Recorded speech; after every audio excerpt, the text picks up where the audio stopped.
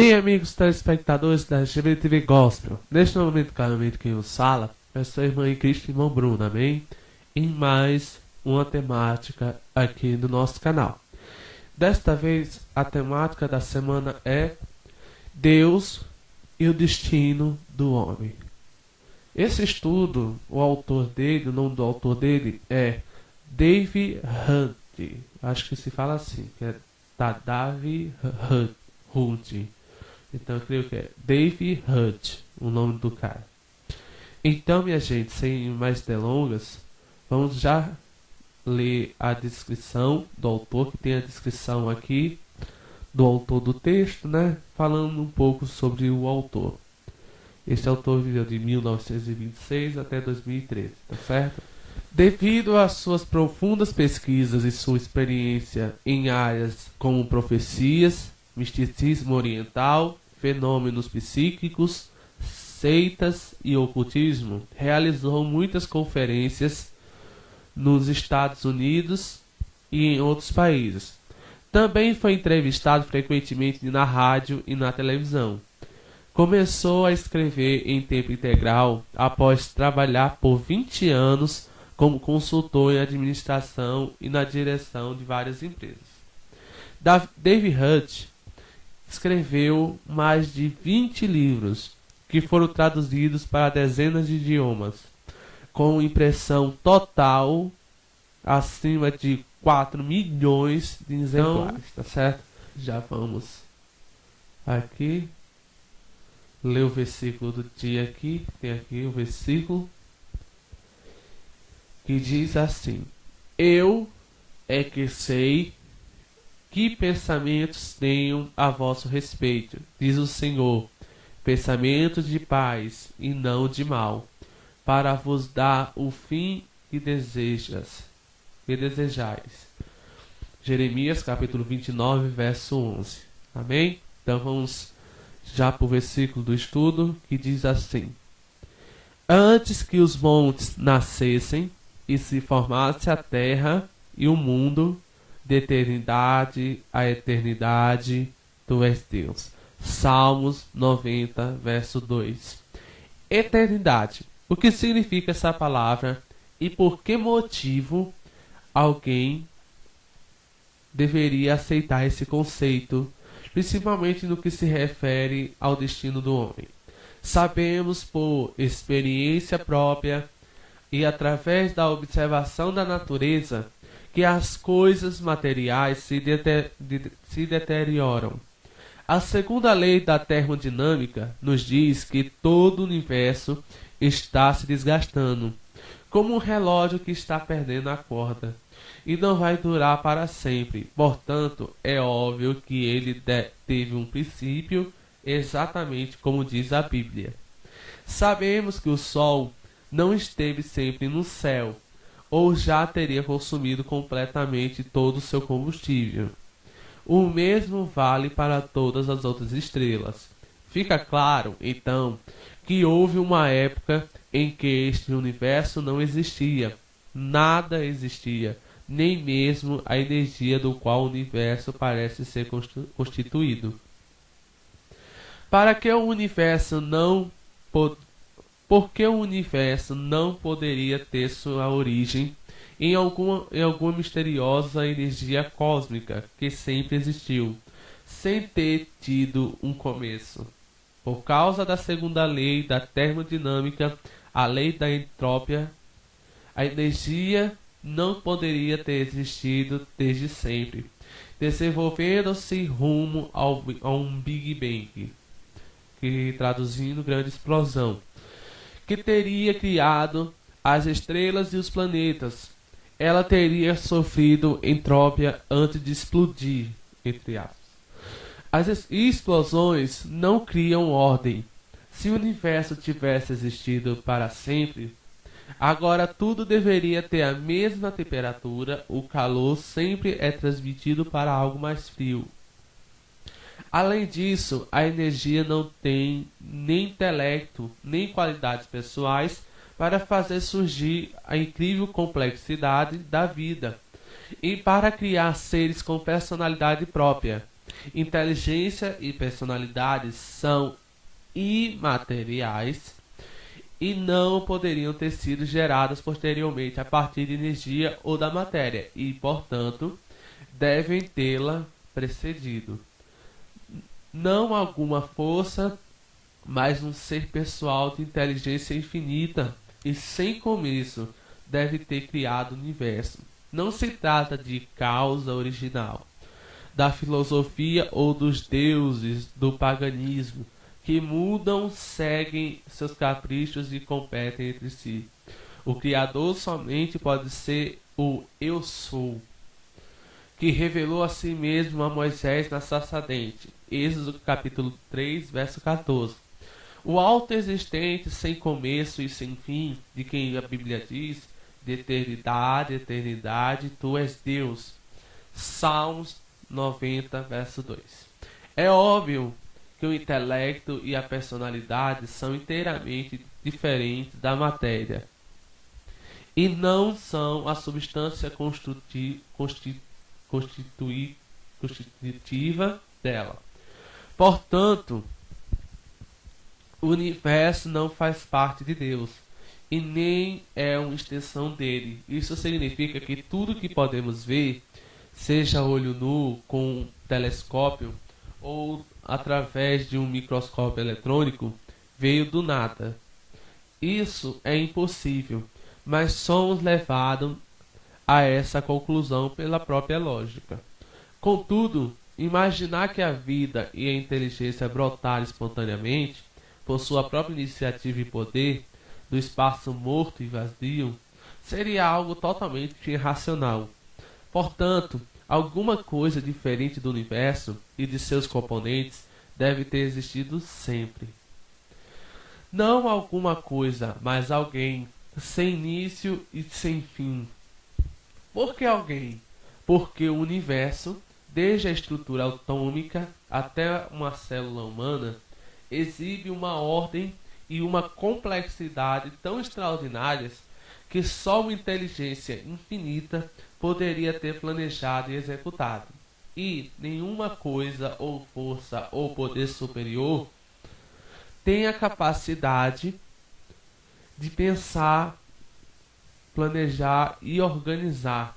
Além disso, a espécie humana é composta de personalidades individuais que têm a capacidade de conceber ideias conceituais, expressá-las em palavras ou desenhos e transformá-las em intricadas estruturas que não existem na natureza. Os seres humanos também têm a capacidade de sentir amor e ódio, alegria e tristeza, perceber a justiça e a injustiça e raciocinar sobre sua própria existência e destino. Só uma pessoa infinita poderia criar pessoas. Portanto, as evidências e as lógicas nos levam a concluir que este universo só poderia ter começado a existir sob o comando de alguém que não teve começo. Alguém que sempre existiu e que possui um gênio e o poder infinitos para trazer à existência todas as pessoas e todos os seres.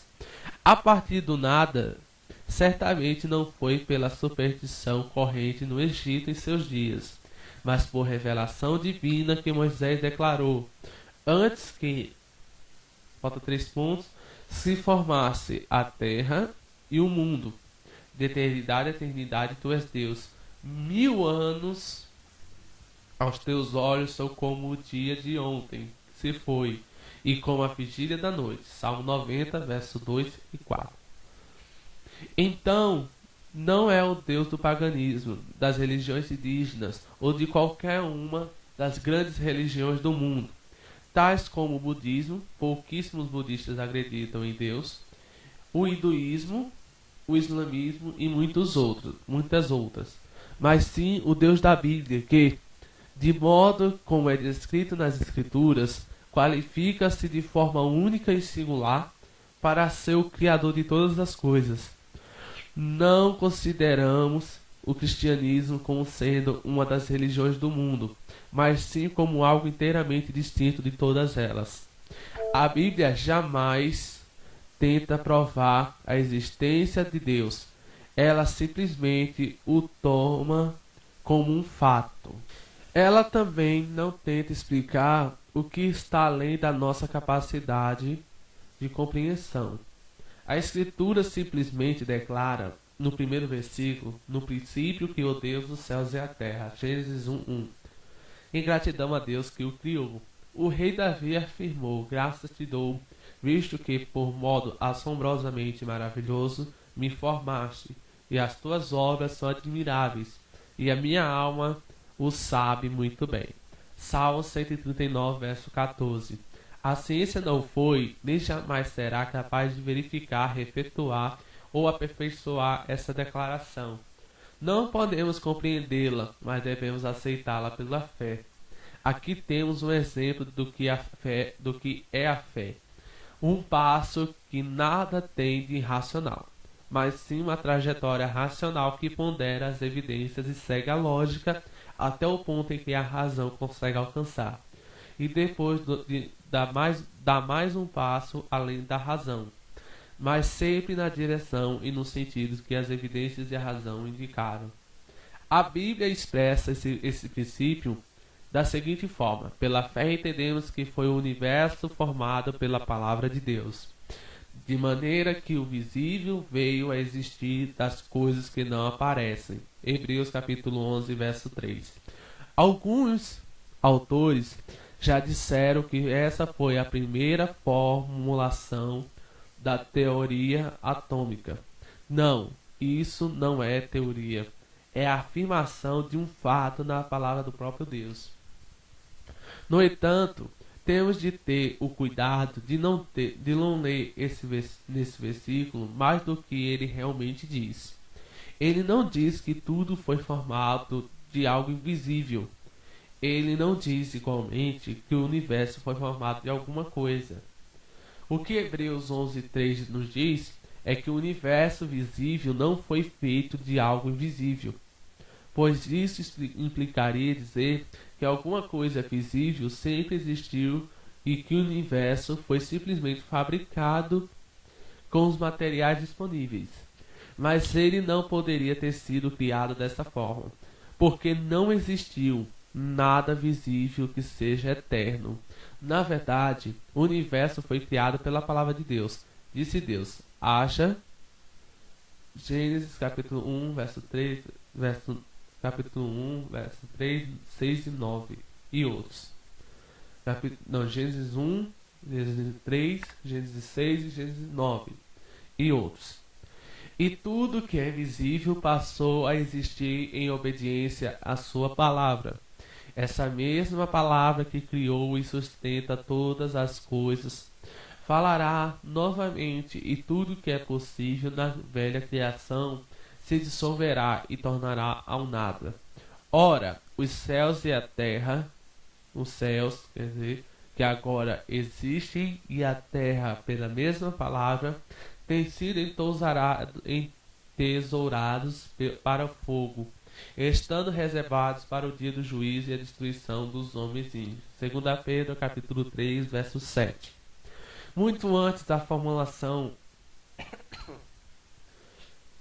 da segunda lei da termodinâmica, Jesus afirmou muito claramente: passará o céu e a terra. Mateus 24:35. Entretanto, o universo não está destinado simplesmente a se desgastar devido à passagem de incontáveis bilhões de anos. Sob a inspiração do Espírito Santo, Pedro explicou que toda a vida existente na face da Terra será sumariamente eliminada, e o universo inteiro será destruído por Deus como castigo pela rebelião do homem e de Satanás. Em seu lugar será criado um novo universo. No dia do juízo, os céus passarão com estrepitoso estrondo, e os elementos se desfarão abrasados.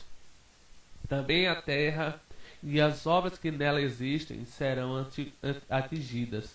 Os céus incendiados serão desfeitos. Nós, porém, segundo a sua promessa, esperamos novos céus e nova terra, nos quais habita a justiça. 2 Pedro, capítulo 3, versos 7 ao 13. A palavra céus é usada de duas formas na Escritura, significando tudo o que há de físico no espaço dimensional exterior à Terra, e referindo-se à habitação imaterial de Deus, que Jesus indicou quando disse: na casa do meu Pai há muitas moradas. João capítulo 14, verso 2. Um significado refere-se a algo visível e temporal, enquanto o outro fala de algo invisível e eterno. Este universo visível e temporário não é tudo que existe. Há uma outra dimensão de existência que não é física e nem visível, e que não se desgasta nem envelhece com a passagem do tempo, não pode ser destruída e jamais deixará de existir. David Hunt. No caso, está falando do céu, né? Que é vamos dizer assim, a maior das esperanças do crente, né? Quando a pessoa aceita Jesus, ela tem que ter isso em mente, né? Que tudo se resume a ser um crente fiel, né? A fazer a vontade de Deus conforme a palavra de Deus, tá certo? Então, minha gente, aqui a gente termina o estudo.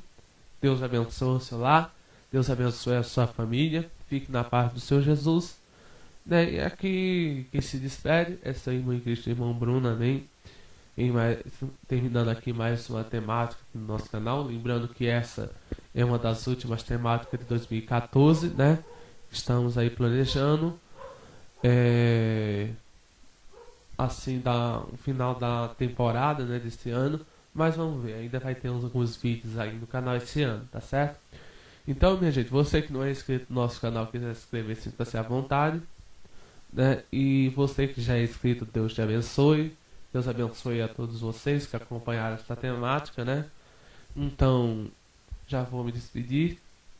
Se você quiser clicar em gostei para a maior divulgação da palavra de Deus, Deus abençoe. Fique na paz do Senhor Jesus e finish. Deus abençoe. Amém. Tá mais avisando as temáticas aqui do canal, tá certo, gente? Porque os vídeos já vão pra lá. Não tem necessidade de eu estar dizendo lá no Twitter, tá certo? Então, sem mais delongas, a temática dessa semana aqui no nosso canal é Batalhando pela Fé. Amém? Então, vamos conferir.